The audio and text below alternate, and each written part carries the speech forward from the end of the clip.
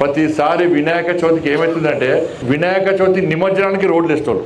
నిమజ్జనం ముఖ్యం కాదు, ఫస్ట్ వినాయకుని విగ్రహం కొంటాం, ఇది రావాలి, రోడ్డు మంచిగా ఉంటేనే విగ్రహం వస్తుంది కదా. పోయేటప్పుడు ఎంత ముఖ్యమో వచ్చేటప్పుడు అంత ముఖ్యం. కాబట్టి ఈసారి దాదాపు ₹1 కోటి మా మేయర్ గారు, డిప్యూటీ కమిషనర్ గారు మొత్తం ప్యాచ్ వర్క్ అంతా కూడా టెండర్ పెడుతున్నారు. వినాయక చవితి కంటే ముందే ₹1 కోటి వినాయక చవితికి ఏర్పాట్ల కోసం ఇవాళ మొత్తం కంప్లీట్గా ప్యాచ్ వర్క్ చేస్తున్నారు. మొన్న బోనాల పండుగకు అన్నిటి కూడా ఏర్పాట్లన్నీ కూడా కార్పొరేషన్ నుంచే పూర్తి ఖర్చుతో కార్పొరేషన్ బోనాలకు ఏర్పాటు చేస్తాం. మనం వినాయక చవితి కూడా పూర్తి ఏర్పాట్లు ఎక్కడ ప్రజలకు ఇబ్బంది కాకుండా ఒక మంచి వాతావరణంలో గణేష్ నవరాత్రి ఉత్సవాలు జరుపుకోవాలనే ఉద్దేశంతో గతానికి భిన్నంగా పోయినసారి ఏ సమస్యలు వచ్చినాయి, ఏ ఇబ్బందులు వచ్చినాయో దాన్ని తెలుసుకొని అటువంటి సమస్యలు రాకుండా ఉండడానికి ఇలా కార్పొరేషన్ తరఫున వినాయక నవరాత్రి ఏర్పాట్లు అన్నీ కూడా చేస్తున్నాం.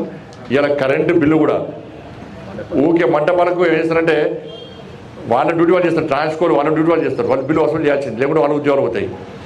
ఈ కరెంటు వైరు వేయడం, గుంజడం, కొత్త మంటపాలు ఏర్పాటు చేయాలి. ప్రజల కూడా కొత్త యువతను ఎంకరేజ్ చేయాలి.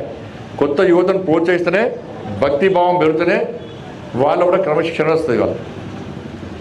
కాబట్టి వినాయక మంటపాలు ఎన్నెన్న పెట్టాలి, కానీ ట్రాఫిక్ ఇబ్బంది లేకుండా ఇలా ప్రజలకు ఇబ్బంది కాకుండా ఇవాళ మనం వినాయక మంటపాలు ఏర్పడండి. వినాయక మంటపాలకు అయ్యేటువంటి కరెంటు బిల్లు కూడా మొత్తం కూడా వారే కడుతున్నారు. ఫ్రీ కరెంట్ సరే, వినాయక మంటపాలకు ఫ్రీ కరెంట్. కరీంనగర్ కార్పొరేషన్ బదులు ఏదైనా ప్రతిసారి ఇవాళ చందాలు కూడా ఎవరిస్తలేరు. చందాలు మన గల్లీకి 3 వినాయకులు అయిపోయినాయి. పోటీ పడి వినాయకులు పెడతారు, మంచిదే, కానీ కొట్లాడుకోవద్దు.